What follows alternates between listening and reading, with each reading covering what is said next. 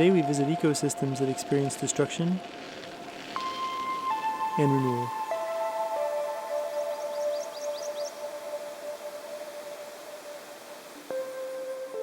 As we were finishing up our day alongside State Road 65, we found a U.S. Forest Service crew conducting a controlled burn.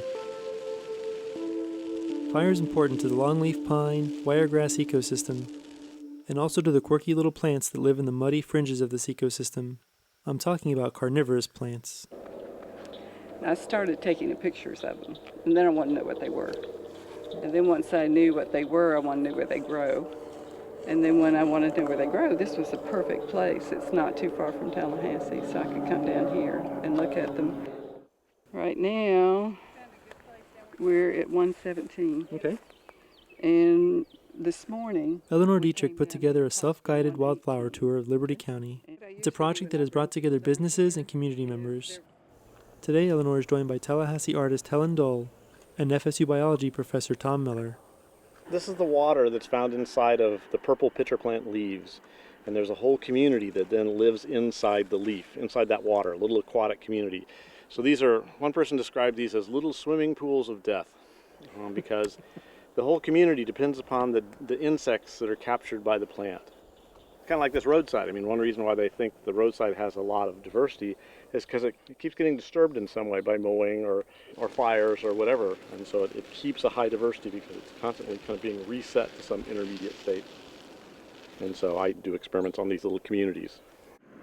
These moist stitches along the forest are man-made, but they approximate the natural habitat of these plants.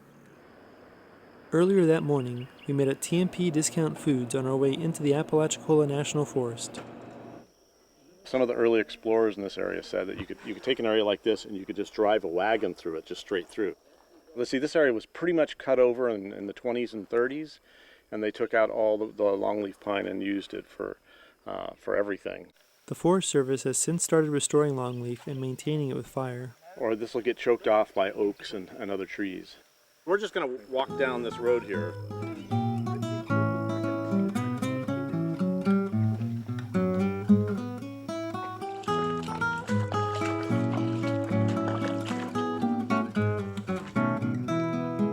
I've never seen the river.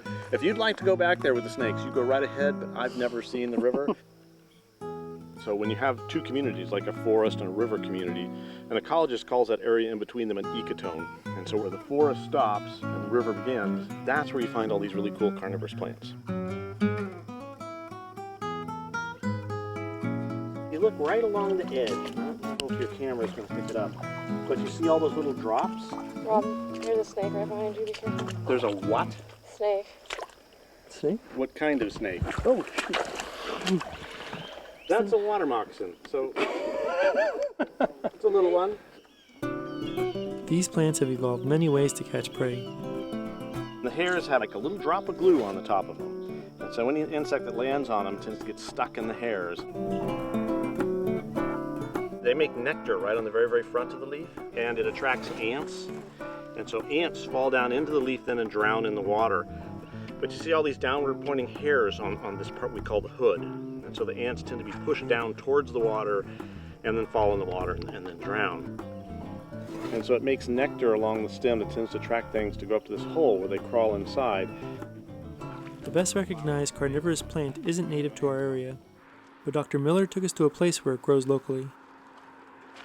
It looks like somebody planted these here in about 1985, and they've just grown and spread. And so they're all up back in here. Venus flytrap has 2 or 3 hairs on each side of the leaf, this open leaf. And the plant can only open and close this leaf about 3 times. So it doesn't want to waste it. And so if a fly lands and just hits one of these little hairs, nothing happens. Oops, but if you hit 2 hairs, then it closes really, really fast. if you're just zooming down the highway, you don't necessarily see these. But if you stop and you get out and you look at them, these are really very interesting plants, and they only bloom in the spring. Eleanor wants more people to get out of their cars and notice these flowers. In her quest to do this, she got together with local business owners like Pam Richter. When I got interested in Highway 65, I thought we need to connect that to the businesses along this route. So I started coming in here, and we just started talking first. Yeah. And then every time I had a tour, we'd meet here. That's when I met Helen. And she happened to see one of my pictures that I did. She says, would you do some pictures for me for this lady in Liberty County that has a gift shop? We've got the tote bags and the postcards, just kind of put it on anything that we thought people would want. All these connections start happening and they Just go. kind of grew and grew and grew. I know.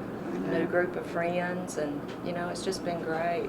Businesses like the TMP and the Family Coastal Restaurant in Sumatra distribute Eleanor's self-guided tour and display wildflower artwork.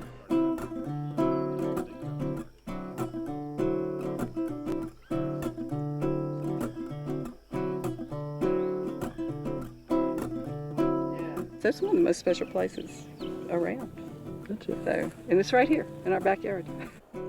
For more information on wildflowers in our area, visit the Florida Native Plant Society on the web. For WFSU, I'm Rob Diaz, de Villegas.